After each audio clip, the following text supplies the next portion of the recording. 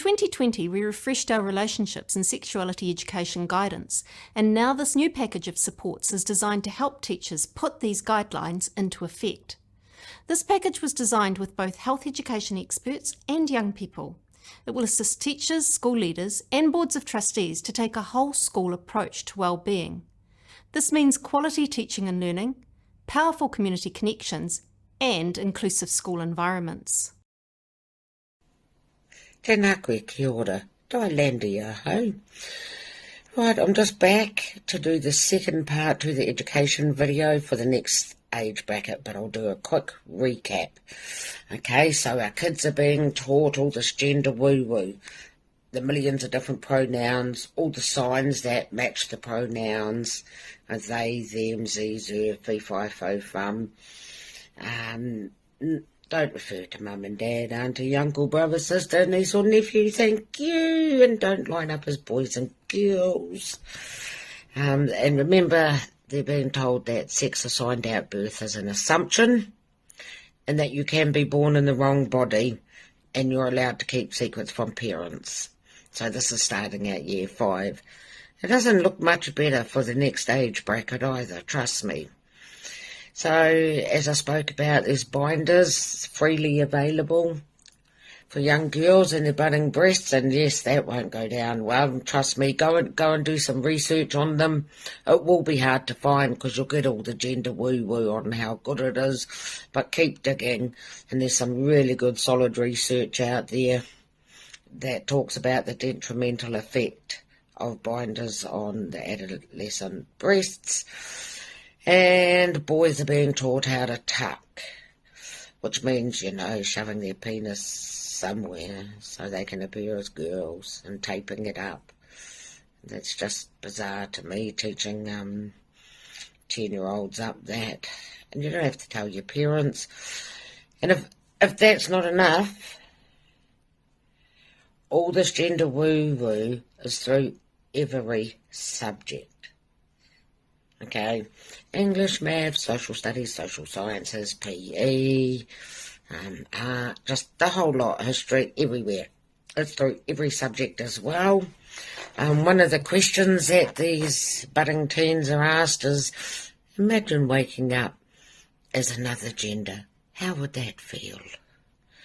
I mean, I'm sure we all wake up days all different to yesterday or the next day. And the big thing they teach us is consent. Now, this is quite concerning because how it's written, I've read it that it's not saying no. So if you don't say no, that is taken as consent. So that's like a stupefy. Don't know about that one. So, yeah, you have to clearly say no or it doesn't mean anything. Okay, and then they've got these flashcards. And to teach about sex. Okay, so you don't just have to have boy-girl sex. You don't just have to have gay sex. You can have bisexual sex. You can have sex with multiple partners. You can use objects, different parts of your body. And you can have masturbation, anal sex, mutual masturbation with each other over the phone, any way you like, really. And this was all delivered by the approved rainbow educators. Now, it's encouraged for teachers to be there in the writing of these lessons. They do not have to be present in the delivery of this. Now, every teacher I've ever known is always overworked and short of time. So if they get a time to have a cup of coffee or quickly go do some marking, I dare say they'd take it. Okay, what was happening in the last, as you saw in Victoria, a 10-year-old's worksheet was to go home and ask Dad about his erections and ejaculations. And this is all sold as the, standard of care. We must do this because they're talking about puberty blockers. Now, puberty blockers are really harmful. On one hand, our New Zealand's health department says they're reversible and harmless, which is a big fat lie, because gender minorities is calling for the harvesting of eggs and sperm prior to the beginning of puberty blockers and that. And if children get on puberty blockers soon enough, they will never, ever have an orgasm in their life. All sexual pleasure is gone from them. You know, like we're sterilising children by making them believe this stuff.